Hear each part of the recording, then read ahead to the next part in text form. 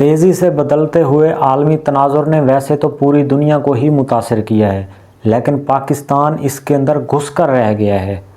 اور پاکستان ایک ایسی لوکیشن پر واقع ہے کہ جہاں پر سپر پاور کے مفادات بھی معاشی اور سیاسی، یہ دونوں مفادات کسی نہ کسی حد تک اس خطے سے وابستہ ہیں۔ اور دوسرا، یہ عالم اسلام کا واحد ایسا ملک ہے جو ایٹمی ہتھیار رکھتا ہے۔ اور پاکستان کے پاس ایٹمی ہتھیار ہونا یہ ایک ایسی خوبی ہے جو یورپی یونین سے یا یورپی ممالک سے کبھی بھی ہضم نہیں ہوتی۔ پاکستان کے لاکھ یقین دلانے کے باوجود امریکہ سمجھتا ہے کہ پاکستان کے جو ایٹمی ہتھیار ہیں وہ غیر محفوظ ہیں، اور یہ ایسے ہتھیار تھے جو امریکہ کو کبھی طالبان کے پاس نظر آتے تھے اور کبھی القاعدہ کے پاس ان کو نظر آتے تھے۔ پوری دنیا اس بات کی گواہ ہے کہ پاکستان نے دہشت گردی کی جنگ میں امریکہ کا کس طرح ساتھ دیا۔ اس جنگ میں پاکستان نہ صرف امریکہ کا ساتھ دیا بلکہ امریکہ کا فرنٹ لائن اتحادی بھی رہا ہے۔ جہاں اس پالیسی کا مطلب پوری دنیا میں امن و امان پیدا کرنا تھا، وہیں پاکستان کے اپنے مفادات بھی کہیں چھپے ہوئے تھے۔ پاکستان کی اس پالیسی کا مطلب دنیا میں امن و امان کو فروغ دینا تھا، اور دوسری طرف پاکستان کو اپنے قومی مفادات کو فروغ دینا بھی ضروری تھا۔ ان قومی مفادات میں سرحدوں کی حفاظت اور ایٹمی ہتھیاروں کی حفاظت بھی شامل تھی۔ قرآن مجید کا یہ واضح پیغام ہے کہ یہود و ہنود کسی طرح مسلمانوں کے خیر خواہ نہیں ہو سکتے، اور یہود و ہنود کی یہ کوشش ہے کہ کسی طرح مسلمانوں کو دین سے پھیر لیا جائے۔ کیا ہم یہود و ہنود کی خواہش کی بھینٹ تو نہیں چڑھ رہے؟ اس دوستی کو استعمال کرتے ہوئے امریکہ نے ہمارے گرد گھیرا تنگ کر لیا ہے۔ ہماری شمال مغرب کی سرحد جو ہمیشہ غیور افغان مسلمانوں کی طرف سے ناقابل تسخیر رہی ہے، امریکہ سے دوستی کی خاطر یہ بھی اب خطرے میں پڑی ہوئی ہے۔ جن سرحدوں پر ہمیں فوج تعینات کرنے کی بالکل ہی ضرورت نہیں تھی، وہاں پر ہمیں فوج تعینات کرنا بالکل ہی ہماری مجبوری بن گئی ہے، تاکہ پاکستانی مشرقی سرحد سے غافل ہو جائیں۔ ہماری سرحدوں کو غیر محفوظ بنانے کے لیے استعماری طاقتوں نے بہت سارے منصوبے بنائے ہیں۔ ہمیں اپنے ملک کے اندر ہی ان لوگوں کے خلاف کارروائی کرنے پر مجبور کیا جا رہا ہے۔ نہ وہ پاکستان کے دشمن ہیں اور نہ ہی پاکستان سے ان کے کچھ اختلافات ہیں۔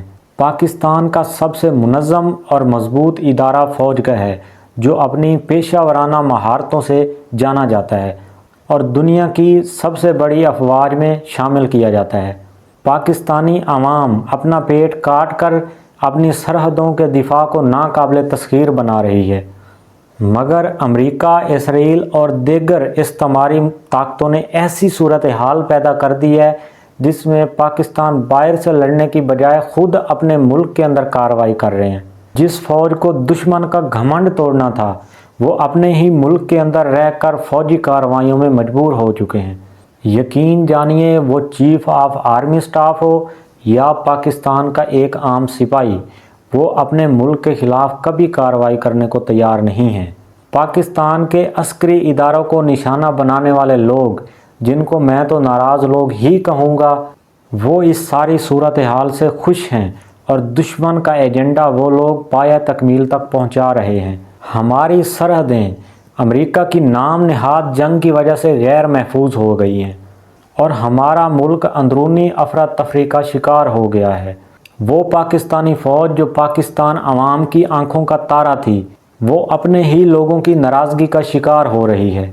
ہمارے ایٹمی اثاثے جو نہ صرف پاکستان بلکہ پورے عالم اسلام کے لیے ناقابل تسخیر تھے اور ہمارے اس طاقت کا سرچشمہ سمجھے جاتے تھے، وہ آج غیر محفوظ ہیں۔ اور آج امریکہ کھلے عام دھمکی دے رہا ہے کہ پاکستان کے ایٹمی اثاثے غیر محفوظ ہاتھوں میں ہیں۔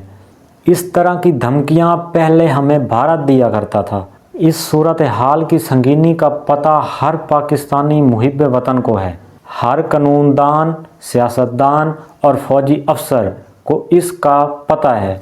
ان میں سے کوئی بھی شخص دشمن کے مذموم عزائم کو تکمیل تک نہیں پہنچانا چاہتا اور نہ ہی ایسا دیکھنا چاہتا ہے۔ ہر کوئی اسے اپنے تئیں بچانا چاہتا ہے اور ملک کو دہشت گردی کی بھینٹ سے نکالنا چاہتا ہے۔ اگر یہ سب لوگ ملک کے خیر خواہ ہیں تو خرابی پھر کدھر ہے؟ یہ ایک سوال ہے۔ اصل میں یہ خرابی ہمارے اندر کہیں موجود ہے۔ یہ خرابی ہمارے عدم اعتماد نے پیدا کی ہے، اس اندرونی افراتفری نے پیدا کی ہے جس میں دشمن نے اس کے اندر ہمیں دھکیل دیا ہے، اس بے اطمینانی اور بے یقینی کی صورتحال نے پیدا کی ہے جس نے بین الاقوامی سطح پر ہر فرد کو متاثر کیا ہے۔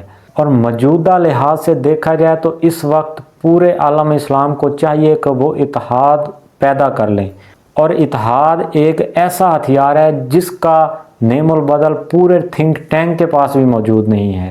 ہم پاکستانی قوم کو ایک دوسرے کے اوپر اعتماد کی ضرورت ہے۔